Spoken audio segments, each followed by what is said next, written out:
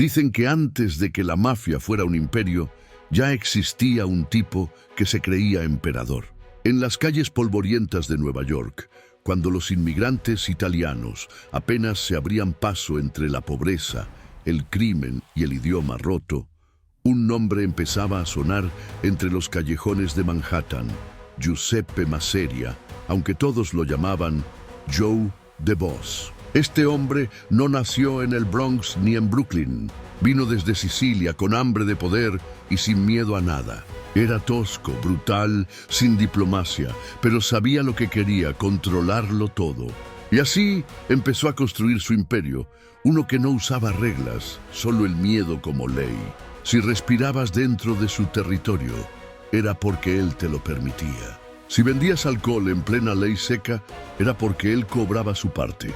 Los años 20 eran fuego en las calles. Mientras los políticos hablaban de moral, los verdaderos negocios se hacían en los bares clandestinos. Y ahí estaba Masseria, sentado como un rey sin corona, repartiendo órdenes, eliminando rivales y dejando claro quién mandaba.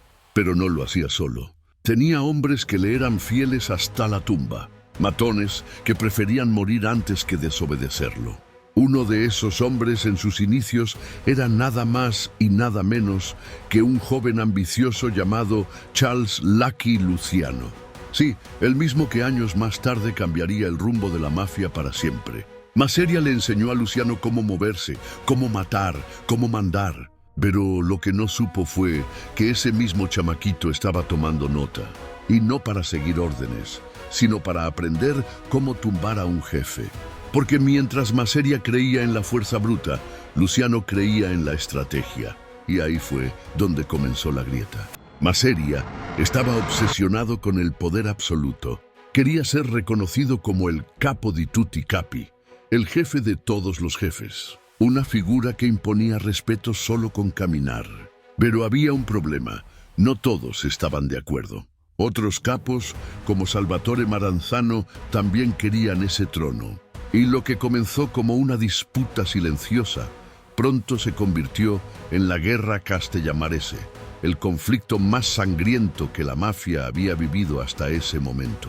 Calles llenas de cadáveres, emboscadas en plena luz del día, lealtades que cambiaban de bando como si nada. Nueva York se convirtió en un campo de batalla y Masseria estaba al frente, creyendo que nadie podía tumbarlo. Pero mientras se enfocaba en ganar esa guerra, no se dio cuenta que el verdadero enemigo ya lo tenía en la mesa.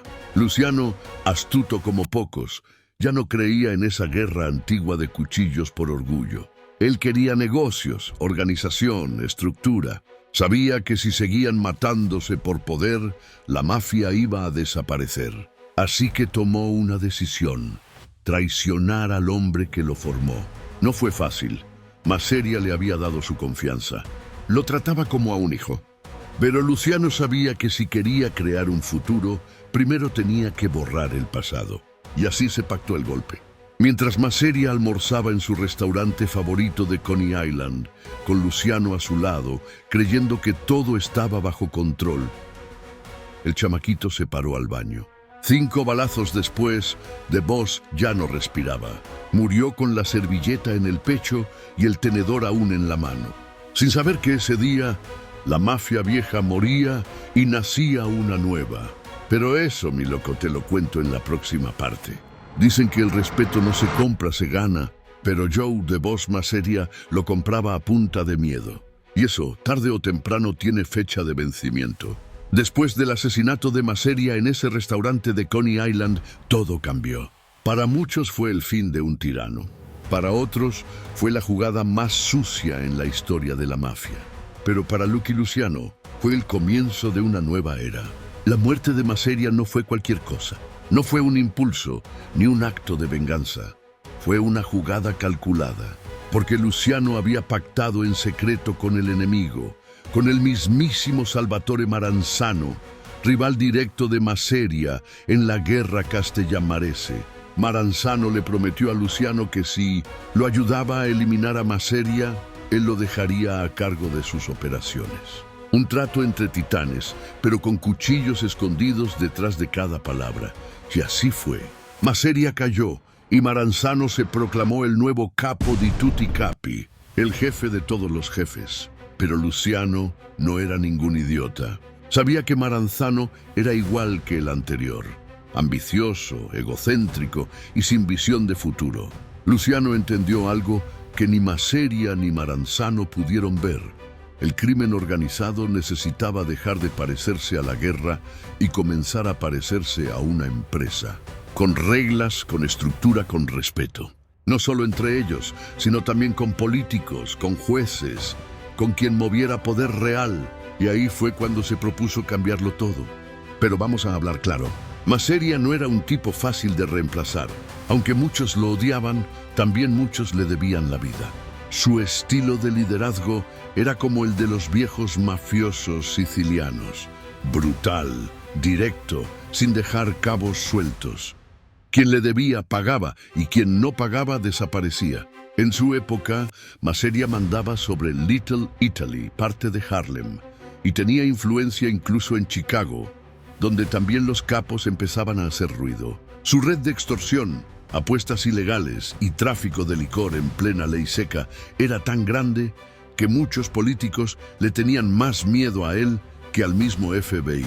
Pero su error fue creer que ese tipo de poder duraba para siempre.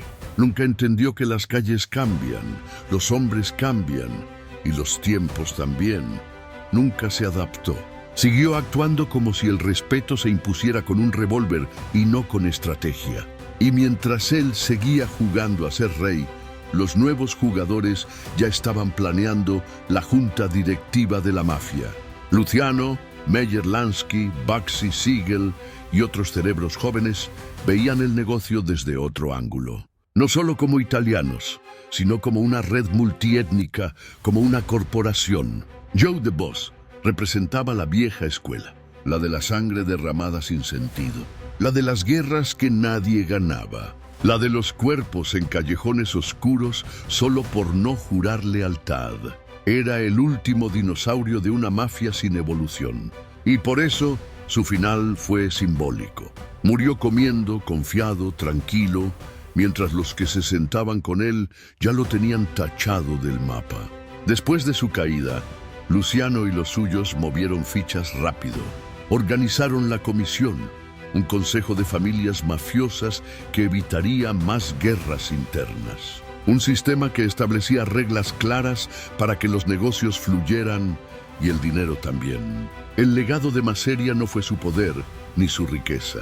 Un capo que lo tuvo todo, pero que no supo cuándo soltarlo. Y como en la calle dicen, si no sabes bajarte, te tumban. Dicen que en el juego de la mafia el poder no se pierde, se cede. Pero Joe, The Boss Maseria, nunca entendió eso. Él no quería ceder nada. Quería morirse con la corona puesta.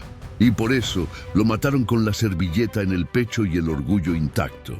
Después de su muerte, la ciudad de Nueva York respiró diferente.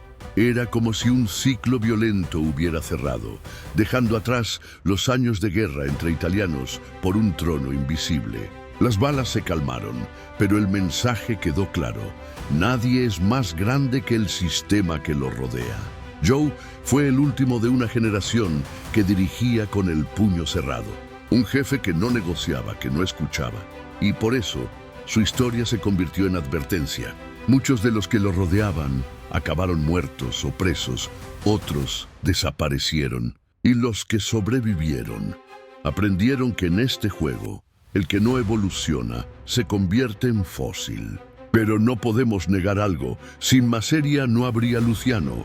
Sin Luciano no habría comisión. Sin comisión, la mafia seguiría siendo puro caos.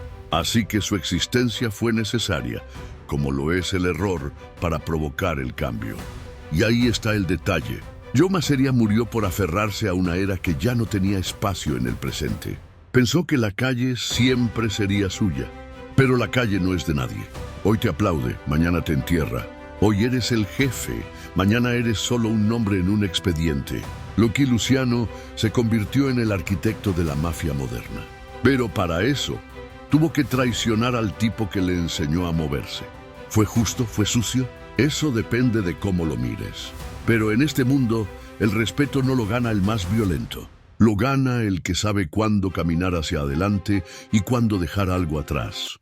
Y aquí es donde conectamos con lo real, porque esta historia no es solo de la mafia, es de la vida. ¿Cuántos de nosotros seguimos agarrados a un pasado que ya no sirve?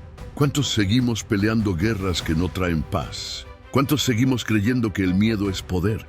Joe The Boss Masseria fue leyenda, sí, pero una leyenda que no supo cuándo retirarse, y ese fue su error fatal. Hoy, tú que estás viendo esto, tienes la oportunidad de hacer algo diferente. No tienes que convertirte en un jefe de la calle para sentirte grande. No tienes que vivir entre armas y traición para tener respeto. El verdadero respeto viene del crecimiento, del cambio, de construir algo que no se derrumbe cuando tú caigas. Porque al final, todos los jefes tienen un último día. Pero los sabios se retiran caminando, no los sacan en bolsas negras. No hay gloria en ser temido si al final nadie te recuerda con amor. La calle es traicionera, elige construir, no destruir, porque el verdadero jefe es el que sabe cuándo dejar de serlo.